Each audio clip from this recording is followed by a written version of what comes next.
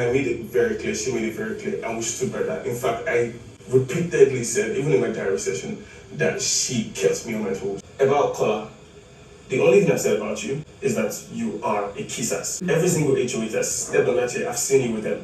Yes, okay. 60 seconds, please, let me finish. You talk a lot, and I feel like you're a kisser. Whatever I say behind you, I can say in your face. So that being said, perfect. I'm done. Okay. Guys, it may seem as though Kola and Jason J decided to clear their beef about a particular lady called Dede during this dinner with Ebuka.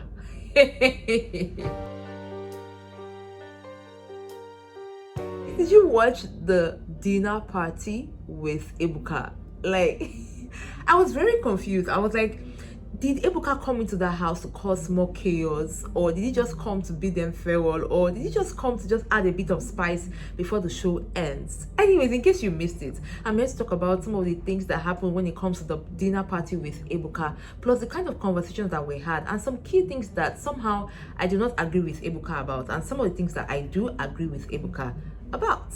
Hi guys, welcome to another episode of Lucy's Quick One, talking about the Big Brother Naija show season 10, 10 over 10, no zero, no minus, 10 over love, 10 over drama, 10 over bad bros, 10 over confusion, and everything in between. We all know that the show is about to come to an end. This is hours before the end of the show, and I would like to talk about the things that happened at the party. But before then, we all know that there will still be noise about Faith's disqualification. People are still talking about it. Some people have even gone as far as saying that they are no longer interested in watching the show because they feel offended at the fact that Faith was disqualified. While some people are saying that Big Brother was right to have disqualified this young man, Big Brother did the right thing, you know, Faith had actually used his last stretch. Some other people are arguing and saying that a lot of people have done a lot of things in the house. So if the argument is that Faith had done wrong, why is it that he didn't get the leniency that other people got? Why is it that he was not given a warning? Why is it that he was not given a strike or double strike? Why is it that Big Brother decided to just disqualify him like that? So the argument has been going back and forth. People are standing for Faith on one hand, people are standing against Faith on the other hand. But the fact remains here that the show is about to come to an end, whether we like it or not. The game is still going to go on, and the game will still end. Now, before I even talk about the dinner party with Ebuka, I would like to talk about the things that happened at the final Thursday night pool party. So immediately after the pool party, which was actually very chilled, I think they were just reeling in the whole emotion of the fact that Faith was disqualified, the show is about to come to an end, so the energy was not really high. Big Brother called Jason J into the diary room, and then he issued a verdict on somebody. This time was Emisi, and Emisi was asked to keep quiet until further notice, and that's because she has been speaking the Yoruba language countless of times, and we all know that. For all those who have been watching the show, you know that languages are not allowed. If you speak your language, you need to translate it immediately. But Emisi has been faltering when it comes to that, so she was asked to like keep mute. The only time she was allowed to speak was during the dinner party.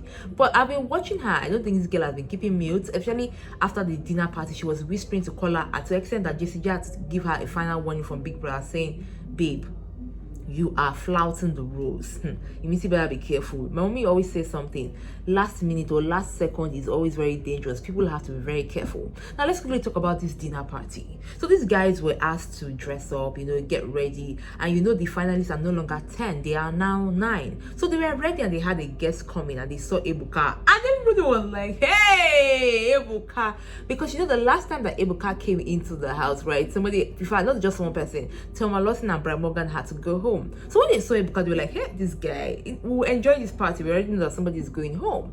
So Ebuka begins to have conversations with his housemates about their journey so far, and you know what they feel about their journey so far. He talks to Dede. Dede was like, "See, I have no regrets whatsoever when it comes to how I have played my game. Some mistakes may have happened, but I have no regrets." He then turns to, you know, talking about the love interest in the house. He talks to Jason J and Sultana about what exactly is going on here, knowing fully well that Jason J says he has a relationship outside. So Jason J was like, "You know what, I don't want to talk about this thing in public. Let me come to you to talk to you about it." So Jason J walks to Ebuka talks to him and says, I know that I have something outside, but I'm just trying to see what actually is happening inside. I'm going with the moment. The same thing happens with Sultana. Sultana was like, she likes a lot of people, and she has not met everybody that would fall in love with her yet, and she has not met everybody that she will fall in love with yet. So she's just enjoying the moment, and she wants to see what's going to happen when they go outside the house. The same thing happens with Isabella, because immediately after Sultana and Jason J were having their one-on-one with Ebuka, Isabella walks up to Ebuka to talking about coin, and so Ebuka was asking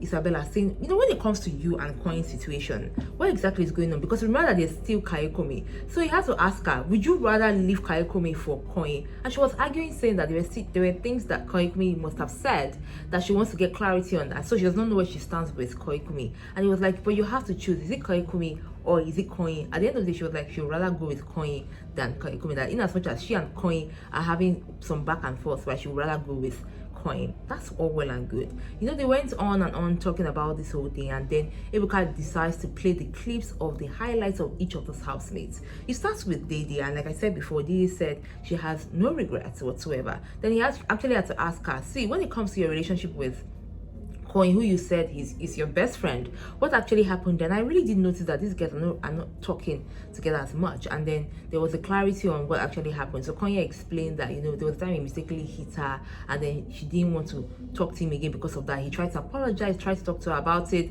but she was not willing to have a conversation with Konya anymore when it comes to their friendship, and he decided to just leave her alone. And she was like, yes, that's correct. They also talked about the whole friendship with Jason J, which I'm coming to right now. So afterwards, there was the highlights of Jason J. I'm going to skip some people and talk about some people whose conversation just really got me talking, because I felt like, okay, like these guys are going to keep this to reunion. So Ibuka plays the highlights of Jason J, and then Ibuka had to ask him again about his whole relationship dynamic in the house, how he played his game and things like that. So Jason just started talking about Dede and how he had this friendship with her, and he just really liked her as a person. She's an amazing lady. Was giving her a lot of accolades, and I feel like the accolades were getting on the nerve of Kola. Kola had to interrupt the guy, and he was like, no, that's not what I feel. So Ebuka had to stop Jason J and allow Kola to speak. And then Kola was like, no, he feels like there was more than when it comes to the situation of Dede and Jason J. That he feels that Jason J was hiding under the guise of friendship to still chase Dede, even though Dede was standing her ground and saying that she is not interested in anything more than friendship. And then Jason J was like, I don't understand, what's your business in this conversation? So because Kola had come at him, Jason J also now decided to go at Kola and say, you are just a kiss ass. You are just somebody who is just trying to beg for something because you didn't get what you want. You're just there making your mouth. A lot of head of house have talked about you and said that when it comes to you, your mouth does not stay in one place. You talk a lot for a man. And hey, Ebuka was like, okay. Dede was trying to say, excuse me, Ebuka, I have something to say. Ebuka was like, you know what? This is not reunion. This is not my intention. Let's move on. I was like, Ebuka, are you sure that this is not your intention? Because at the end of the day, you made these guys to start having reunion right here. Well, your intentions coming down here, was your intention to have a nice time with those housemates, or just to cause a bit of drama? Because a lot of people were just dropping jabs here and there. So Ebuka moves from that because it was really getting dramatic with Jason J. They trying to talk, Kola trying to talk. At some points, Jason J actually talked to Kola to the extent that Kola kept quiet. And in my mind, I was like, I don't feel like Kola should have said anything. It wasn't your time to talk. They weren't talking about your highlights. They were talking to Jason J about his relationships in the house, and he was trying to explain to Ebuka why he and Dede fell out in the first place. So you come and talk was not your place. It's not reunion. But anyways, no problem. So we move on to K-Bobo. Ebuka was talking to K-Bobo about his highlights, about he being in the kitchen and things like that. So he also asked K-Bobo about his love interest in the house, and K-Bobo had to break things down. He says that he was not really interested in anybody at the beginning, which we all know, and then there was Ivata, but he didn't see Ivata higher than just being a friend. And then Ebuka was like, I think you kind of like Dede, and he said yes, he actually likes Dede. I was like, okay. Then he said that the moment he realized that Dede was in a relationship outside the house, and she made that clear to everybody, he decided to back off and just be cool with her because he wanted to respect her and their relationship. And Ebuka said, as you should. And it's very interesting because I was like, Ebuka, are you throwing jabs at Kola? Came over to talk about the fact that at the end of the day, he did find love with Thelma Lawson, but unfortunately, she had to leave. When it was Kola's turn, right? After his highlights were played, Ebuka was like, what would you like to say? And he says, see, I grew up in a house where we're taught to express our feelings and emotions. And when it comes to this whole dynamic with Dede, I understand that Dede has a relationship outside the house. But I always say this, that we all need somebody to confide in. We all need a companion inside this house, right? While we're still playing the game. Whatever happens outside happens outside, but we all need somebody inside the house. So Ibuka had to tell him and said, you have a Missy, you had Thelma Lawson, there was Mide, there was at some point Doris. Why would you also need Dede again? Because it didn't look like you were lacking when it comes to support and somebody to confide in when it comes to the house. And I was like, okay, apart from that, because it felt like Kola at that point was already caught in his game, right? So Kola was like, apart from that, right, it feels like, you know, Dede too, she was giving some kind of, I was like, oh my god. He couldn't really defend the fact, but he just said, it's only God that understands the thing that is happening between myself and Dede.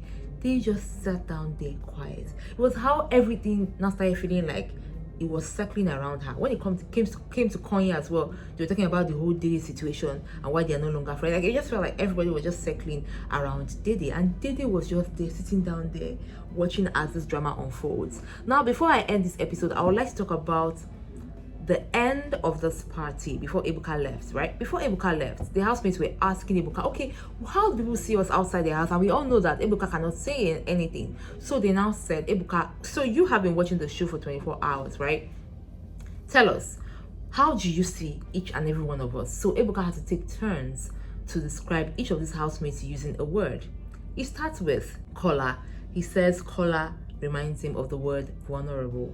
He says that Kola can be very vulnerable, and he has shown that a lot in the house. He would always like express himself to as many people as possible, and he wants to see that as vulnerability. He goes on to Dede and calls her strict, and he says she's strict in a good way, which I agree with this one. She's strict in a good way. Like, she has said it from day one.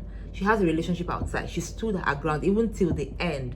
Like, you know, because he said it that when he came into for the dinner party, he was asking Dede what's her relationship with Kola, and she called him her fellow housemate, not her friend, not anything but her fellow housemate. So he says that Dede is strict. He goes on to Mensan, and he says Mensan is emotional. Mensan carries his emotion on his sleeve. Like, for somebody who came into the house with the whole energy of kill the chicken, king of Africa and everything, he carries the word emotional, and I do agree with that. It's just that sometimes I feel like he really does go overboard with the whole thing, but he said he does not give to. So it's all well and good. We move on to the next housemate. He calls Isabella carefree. I liked what Isabella said when she was describing her stay in the house and her highlight. She said she came into the house to be a performer. Everything that we have seen so far is a performance. So Ebuka calling her carefree is in conjunction or similar to she saying that she is a performer. She just came to entertain, so she doesn't really care about what anybody thinks when it comes to her game in the house. She's just going to play her game, and when she goes outside, she's outside. He describes Emisi as immersive. He said that when it comes to Emisi, she can be like somebody who can be all over the place, but she's still very immersed and still very focused on her game. I understand the part of being focused, but being immersed, I don't know if I really do agree with that. If you do agree with that, let me know in the comment section. Ebuka calls Coin self-assured, and I wanted him to add a bit of, I don't want to say nonchalance, but a bit of I don't care in there. But he said that Coin, aka Cocomelon, is somebody who is sure of himself. He doesn't want to call that arrogance, but self-assurance. I have not really heard that before. I've heard of self-aware. So let me know what you think about how Ebuka described Coin in the comment section. Moving on to the next housemate that Ebuka described, that will be Kebobo. He says for Kebobo, the word that comes to mind is discovery. I would say that for Kebobo, the word that comes to mind is peace and care. But for Ebuka, he says it's discovery, that Kebobo came into the house to discover himself and learn a lot of things. I think that Kebobo came into the house to reach out or to connect to the part of himself that cares for people. A lot of people have said in the house that when it comes to Kebobo, whatever he does genuinely. So that's what I think. But that was Ebuka's thoughts. Let me know what you think about the word discovery and Kebobo in the same sentence. Do you think it does match? I mean, each to his own, to each to his own. That's what Ebuka thinks, and this is what I think. He calls Sultana complex. I call Sultana unassuming. Unassuming is a better word, because while you try to listen to her, you probably will not be able to get what's going on. So maybe unassuming and complex might just be in the same sentence when it comes to Sultana. But she's very unassuming. She's somebody that you would think will not strike, but then she strikes. Last but not the least will be Jason J. He calls Jason J determined. You know what Big Brother says when it comes to Jason J? The guy that is so focused, so competitive that his parents even named him twice. Jason J is determined, but Jason J is also, I would say, a ladies' man, like he calls himself. However, I do not really agree with the fact that, you know, you can be here and still be with other women in other ways. Well, like Jason J said, he said all the women already know that this is the kind of person he is. Like he said before, he analyzed his relationship with Dede, which does not even involve any kind of romance, but there is Joanna, there is also Sultan, and then there is his relationship outside. He said he cannot help the fact that ladies love him and he loves them back, and I was like, okay. But going back to the word that Ebuka used to describe Jason J, he says determined. I was like, okay. So at the end of the day, or at the end of this party, Ebuka stands up with an envelope trying to evict somebody, but that was a prank, it wasn't real. And that was the end of the party, the dinner party with Ebuka. It was quite interesting, and I would say that a bit eye-opening, because the housemates were really saying a lot of things, they were really expressing themselves, and they really wanted to know what the outside world was actually thinking, asking, oh, do we have a ship name outside? What are they saying? Isabella was just asking very interesting questions, and Coin was just looking at them, and it was like, okay. I mean, Ibuka even had to address the whole Coin and Isabella situation with the whole fun ship. Is it a fun ship or is it a relationship? He was trying to ask that, but I mean, at the end of the day, I agree that it might be something bigger than just a fun ship in the house. Like I always say, Big Brother is not Love Island. If you actually do find love on the show, all well and good, but it's a game show where you actually use your head. And I really love the fact that Didi got her flowers when it comes to being focused. Trust me, it's not that easy when it comes to being in a place where you do not have people and yet you have your interest outside. It takes a lot of discipline. Now, after the dinner party, Jason J goes to Dede and he hugs her. It's very interesting to see that at the end of the day, it looks like Dede's three fishes might not be at three fishes after all, but I don't think the girl actually minds. She just wants to play her game and get out of the show. So let me know what you think about this dinner party in the comment section. I am so excited because the next time you be seeing me, I will be talking about, hopefully, the Saturday night party, the final one, the final before the finale on Sunday, the Saturday night party that will have to do with the evicted housemates, if probably Face will even be there when it comes to being disqualified, and then the current finalist or the current housemate in the Big Brother's house, talking about the Big Brother Nigeria show season 10. Till then, I got you more right here on the channel. Remember to enjoy every moment.